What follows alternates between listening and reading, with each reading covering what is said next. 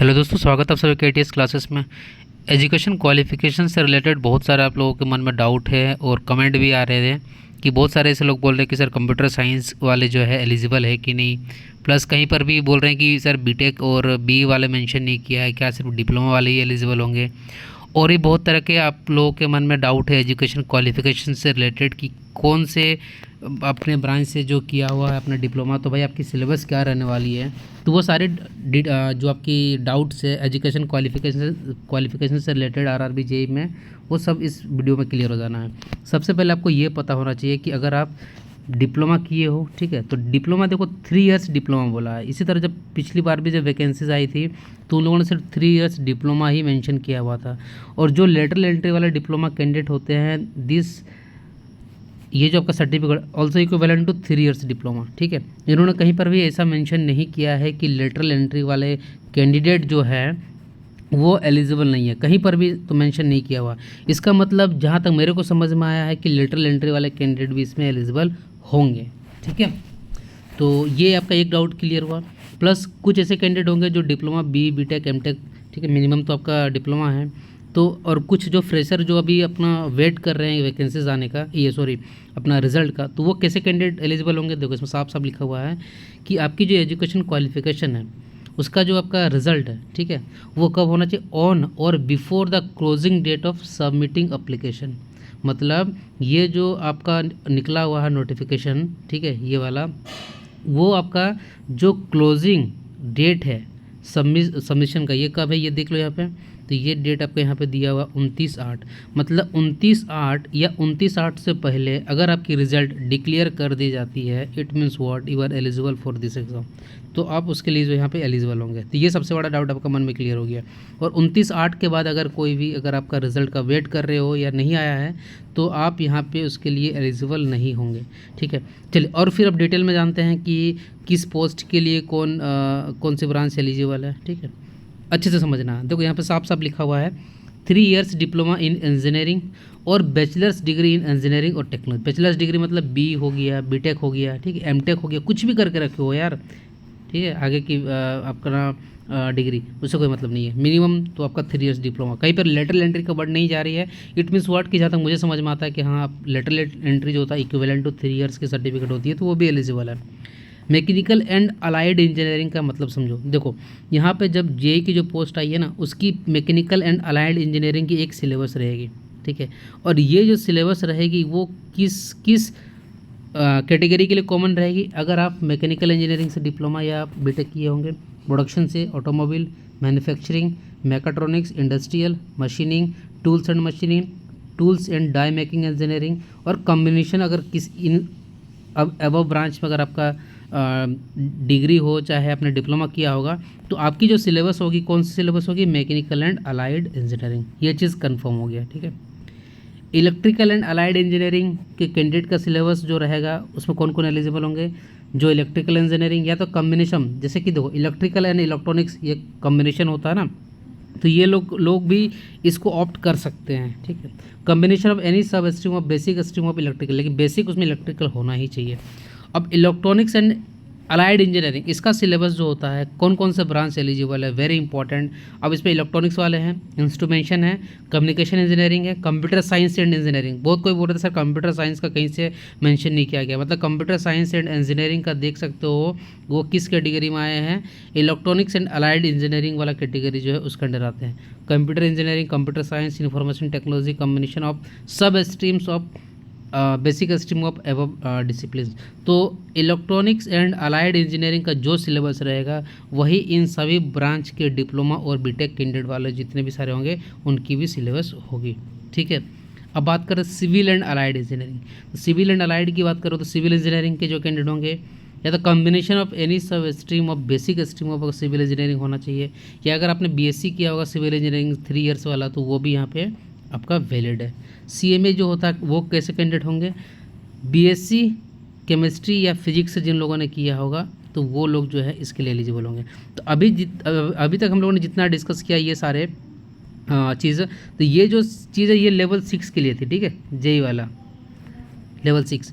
अब आपकी लेवल 7 की भी कुछ पोस्ट आपको पता है। तो लेवल 7 की जो पोस्ट है केमिकल एंड मेट्रोलॉजिकल सुपरवाइज़र, इसमें देखो साफ साफ बोला गया डिग्री होना चाहिए, ठीक है। डिग्री का मतलब इसमें डिप्लोमा नहीं चलने वाला है, ठीक है। डिग्री वो भी किस चीज़ में होना चाहिए, ये इक्विवेलेंट होना चाहिए chemical technology from a recognised university institution covering any one or more of the following field. कौन कौन से फील्ड से आपका होना चाहिए degree, petroleum product, paints and corrosion prevention, polymers और knowledge of any computer language, कोई एक कंप्यूटर लैंग्वेज का जो है नॉलेज आपका होना चाहिए, वो आपका यहाँ पे इसेंशियल है। या तो डिग्री और इट्स इक्विवेलेंट होना चाहिए metallurgical engineering from a recognised university institution, और उसमें भी एक जो है एक कंप्यूटर जो लैंग्वेज होना चाहिए वो इसेंशियल होना चाहिए। तो इसमें अगर मान लो बीटेक अगर कोई मैकेनिकल वाला बोलेगा हम डालेंगे, कोई इलेक्ट्रिकल वाला, तो भाई यहाँ साफ साफ लिखा हुआ है मैकेनिकल और इलेक्ट्रिकल वाला कहाँ से आ सकते हो, इसमें साफ साफ बोला कि आपका होना चाहिए पेट्रोलियम प्रोडक्ट्स हो गया, पेंट्स एंड कोरोजन प्रिवेंशन, ठीक है। अगर इन सब चीज़ों से अगर आपने डिग्री कंप्लीट किया तो ही आप इस लेवल 7 वाली जो पोस्ट है उसके लिए आप एलिजिबल होंगे। ये चीज़ क्लियर हो गया। तो अब जैसे कि सिलेबस की बात आती है कि mechanical and allied engineering, electronics and allied engineering, electrical and allied engineering, civil and allied engineering, CMA का देखा बीएससी जो केमिस्ट्री और फिजिक्स से होती है, ठीक है। और तो अब देखो, अब आपको ये समझ में आ गया होगा कि देखो syllabus for civil and allied engineering, इसमें ऊपर में जो भी दिख रहा होगा कि 3 इयर्स डिप्लोमा जिन लोगों ने किया होगा, मान लो बीएससी जो होता सिविल का, या तो सिविल से जिन्होंने डिप्लोमा करके रखा होगा या बीटेक, तो उनके लिए सिलेबस ये रहने वाला है, ठीक है। इलेक्ट्रिकल एंड अलाइड इंजीनियरिंग का जो आपने ग्रुप देखा उसके लिए पूरा सिलेबस ये रहेगा। उसका भी उसने अभी आप लोगों ने देखा था इलेक्ट्रॉनिक्स, इसमें कंप्यूटर साइंस, इंफॉर्मेशन टेक्नोलॉजी, ये सब कोई आ गया था। तो उन लोगों के लिए जो सिलेबस रहेगा भैया, तो उन लोगों के लिए सिलेबस जो है ये है।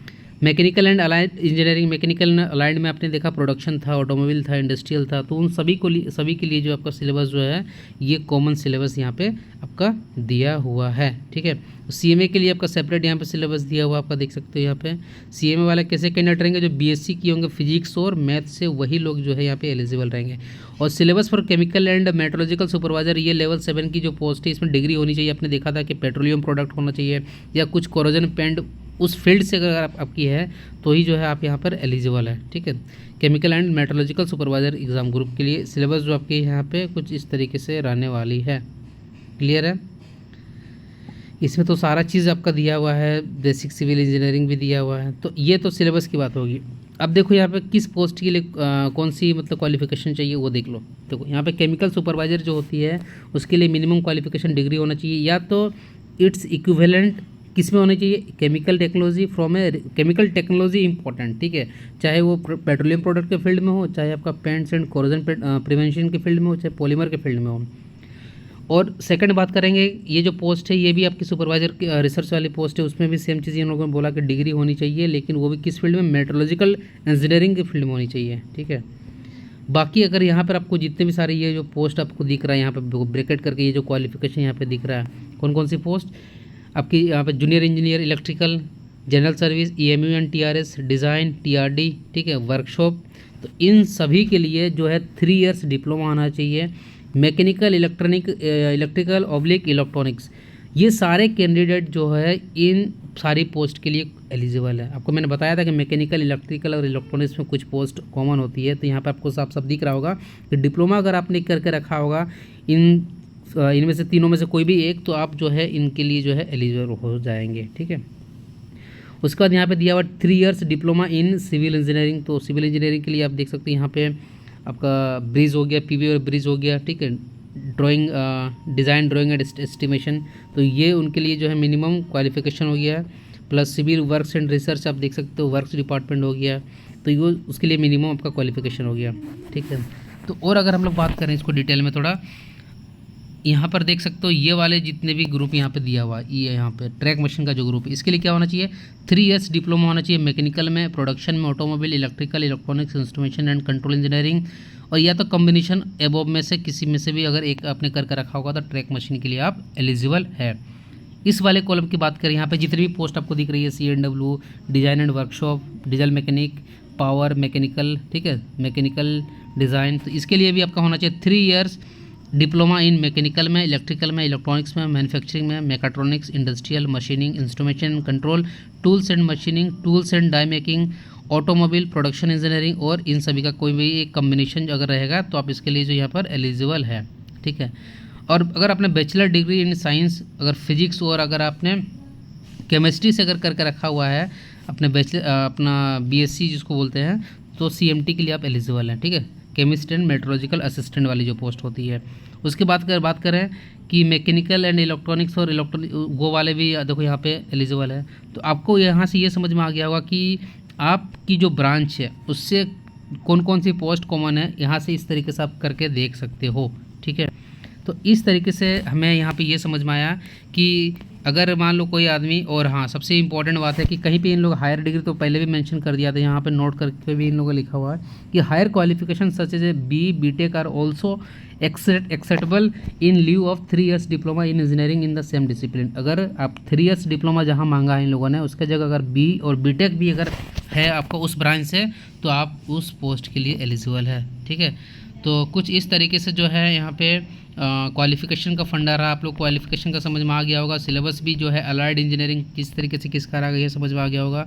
और तो इस वीडियो में आपका एजुकेशन क्वालिफिकेशन का फंडा मुझे लगता है सारा चीज़ एक एक पॉइंट अगर है क्लियर हो गया होगा। अगर फिर भी मन में कोई डाउट होगा मेरे भाई, तो कमेंट सेक्शन में कमेंट कर रहा, फिर मैं आपको वहाँ पे रिप्लाई करता हूँ। चलिए मिलते हैं फिर किसी नेक्स्ट वीडियो में। So guys, thanks for watching this video.